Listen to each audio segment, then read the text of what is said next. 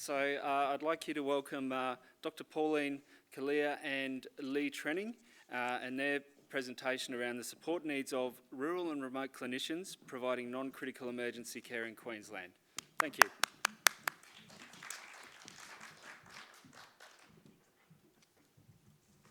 Thank you for welcoming us so warmly. I'm Pauline Calleja. I now work at Griffith, but I have some very recent clinical roots out in the Central West, and I'll talk about that in just a moment, and my colleague. My name's Lee Trenning, and my background is in emergency nursing and critical care primarily, and my current role is as a nurse educator at Retrieval Services Queensland. I was involved in the development of the Telehealth emergency management support service that we provide. So moving straight along, today we're talking about understanding the support needs of rural remote clinicians in providing non-critical emergency care. Just an acknowledgement of our research team. We're quite a large team of mixed discipline clinicians and researchers. So we've got quite a lot of people bending their brains around this project, and we're very happy that we've been able to develop that team to this point. So I wanted to talk a little bit about how this study came about. So about not quite 18 months ago, just over a year ago, I moved from my position as the Director of Nursing Facility Manager at the Eastern Health Hub in Central West, where I looked after my own hospital plus a number of PHCs and bush nursing clinics. And TEMSU, or the Telehealth Emergency Management Support Unit, rolled out into our environment in 2014. And we had a few conversations about how that occurred, and gee, wouldn't it be great if we could have a look at maybe evaluating the service. What we found though was we needed some more information as to what we would evaluate against. And so we had to take a few steps back and come back to understand what are the support needs of clinicians before we can do any level of service evaluation. So as part of the team that went out, we'd been directed from the government of the time to set up this service to support rural clinicians, and started off in a small way. And one of the facilities in Central West was one of the places that we were tasked to go live with. And as Pauline said, we really didn't know exactly what that meant until we actually went out there. Me, for example, I've never worked rurally and remotely, so it was a very eye-opening experience for me to speak to people who work in these areas and hear what they had to say, with us coming out there and saying, well, here's what we can do for you, how do you want this to work for you? So, and as Pauline said, those conversations grew once she came back to Once I Brisbane. left the world of being on clinical call forever. So, Lee, again? Yep. So what is TEMSU? As you heard earlier, it's the Telehealth Emergency Management Support Unit, which came into existence in November 2013. I was involved in that project as the educator to help go live with a clinical nurse consultant and a project officer, and in the middle of the following year we had a clinical lead, Dr. Deanne Crosby, come on board with us to help us do that from a medical perspective, which was fantastic. The service is governed under the auspices of Retrieval Services Queensland, so we actually our telehealth room sits in Kedron at the Emergency Services Complex where Retrieval Services sits. It's a nursing run service. It's a 24-hour service, so it can be accessed 24 hours. We work within, whilst we are outside of the HHSs, we actually provide the service that the HHSs want within their HHS. So we link junior clinicians to more senior clinicians within the HHS, and we also provide a nurse-delivered nurse-to-nurse sort of support service as well. We have clinical nurses sitting at Retrieval Services in the TEMSU area who can provide that senior support consultation type model. As you can see, we are all across Queensland at the moment. We have about 121 sites. We run on a can't get my words out, hub and spoke model. As I said, it's a junior to a senior. So from a medical perspective, it's a junior medical officer to an SMO model. From a nursing perspective, it can be any nurse can call the service and ask for some advice. We will video conference back in, have a talk to them and to the patient, and talk around some decision-making processes as they're required. This is just an example of our telehealth room where we provide our TEMSU services. So as you can see on one screen we've got the facility, and on the other screen we have the nurse or the doctor at the other end, and our TEMSU nurse sits as a third party to the consultation. So we do all the technology, all the bridging of the technology for people, so that they don't have to worry about that at the clinical end. They can be hands-on with their patients and looking after their patients, which is where they should be. And that takes a bit of angst out of the process. This is just an example of the Central West HHS model. When we go in to talk to a HHS, we initially engage them by finding out what they do currently in their practices within the area. We don't come in with any ideas about what we think should happen in the HHS space. And we provide an adjunct to the service that they already have existing, one that can add capacity to see the patient. And the service is for low acuity presentations to emergency departments, so the high acuity stuff is done by retrieval services. So coming back to the research now, like I said, we really wanted to have a basis to develop some of the service evaluation for TEMSU. So we've had to come straight back to having a look at what was out there, what did we already know, what was that service implemented on the basis of. And it was quite interesting finding the amount of gaps that were in those investigations. So we're hoping that this research will provide a basis for that service evaluation of TEMSU, in particular in developing recommendations for service model improvement or adjustment if that's needed.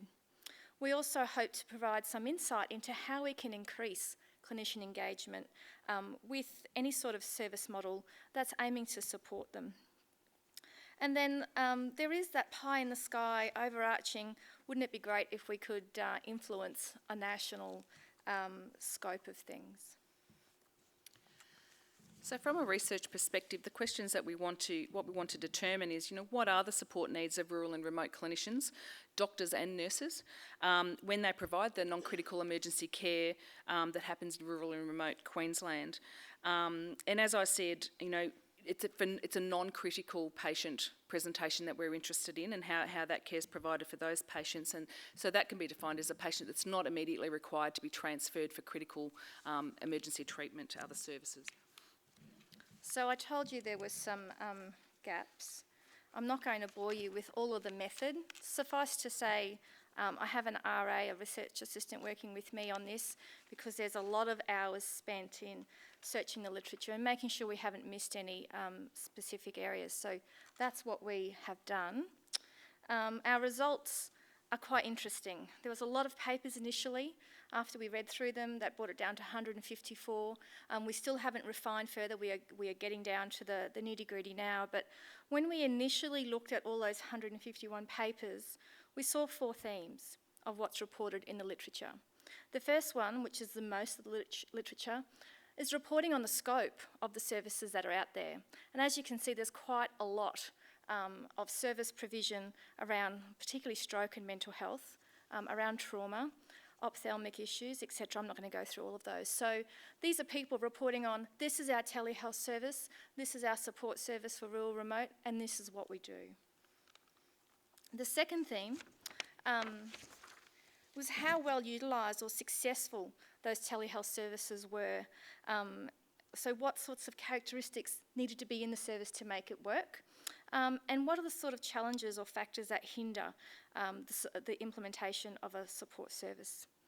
The third theme was around cost effectiveness. Now these are very small studies, so there hasn't been a lot of business analysis. A lot of it is quite intuitive about, well, if we're stopping people having to travel, then this is going to impact on our patient travel scheme, budget, etc., etc. So there's still a lot of work to be done in that area. And then the fourth, very tentative area is mostly sectioned in the US, and that's about having it support the workforce as far as attracting and gaining people to come, mostly doctors in their areas, or as an educational tool for clinicians who are in remote and rural areas. So what's the rationale for what we are trying to do? Can I just finish that? what are we trying to establish? And we want to know, we do know that there's support services out there and that the support services are primarily directed to the trauma and the critically ill patients. They're well-established services within Queensland. However, we're not sure exactly what's out there for our non-critical patients.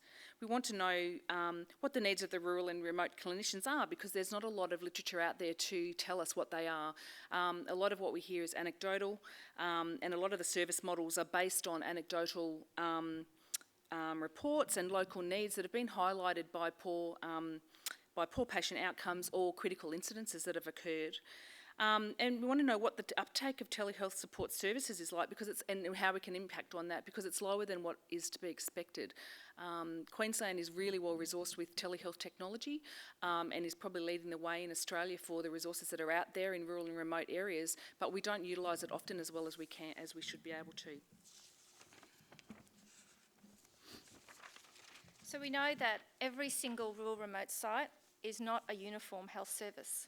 I know that my 5 sites didn't look anything like each other, and across my health service, no PHC in one area looked exactly the same.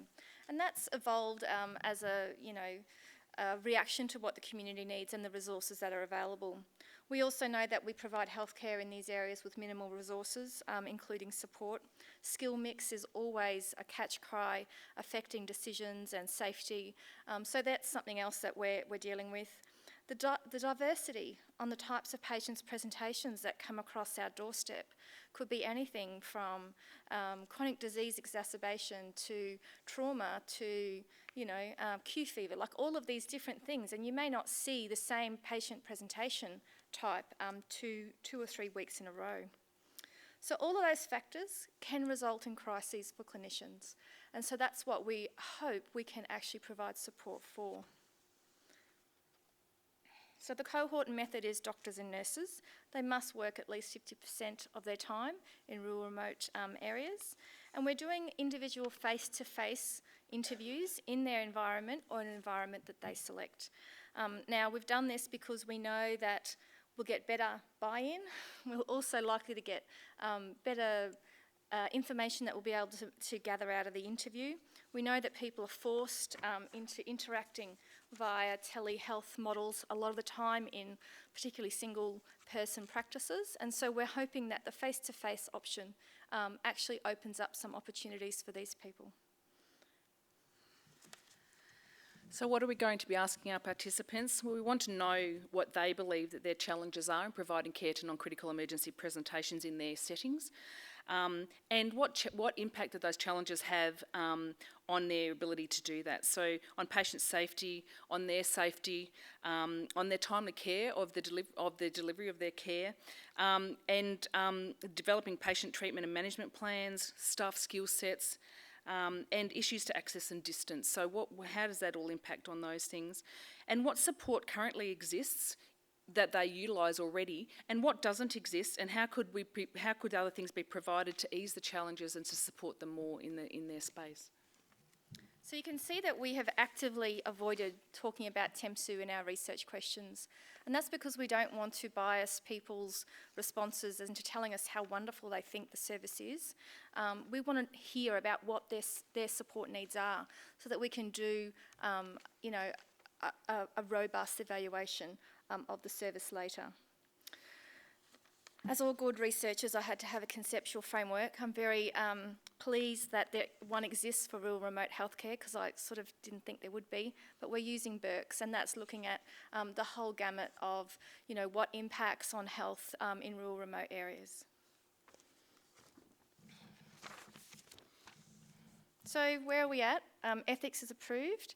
We're going through the arduous site-specific approvals at a number of sites. About 7 HHSs have indicated they'd like to jump on board. We are at the stage where we're likely to start recruiting in 2 of those HHSs in the next couple of weeks. So we hope to be talking to clinicians across rural remote Queensland in the next few weeks. Oh, did you want to say anything? I guess. No, it's okay. I guess towards the end, what do we hope to take forward? What do we hope to be able to do as a result of this, from an education perspective, whilst providing support to junior clinicians, both medical and nursing. I guess nursing is my passion, and emergency nursing is my background and my passion. So I guess, by providing support to these people out there, should they require it, and there's a lot of junior clinicians out there, we have a lot of graduate nurses and young medical staff out there who do need support. You're providing an opportunity, especially if you can help them on video conference and look at their patients and help them assess it with that learning opportunity, that 5-minute bedside consultation that in any larger tertiary facility or regional facility that they get often with their peers. So for me, that is one of the things that I hope to be able to generate by taking this further. And I guess from my perspective, a lot of research really aims on focusing on patient outcomes. And for me, having been a clinical manager very recently, my passion is helping to intervene with those people who impact on our patients directly. Thank you very much for listening. Thank you.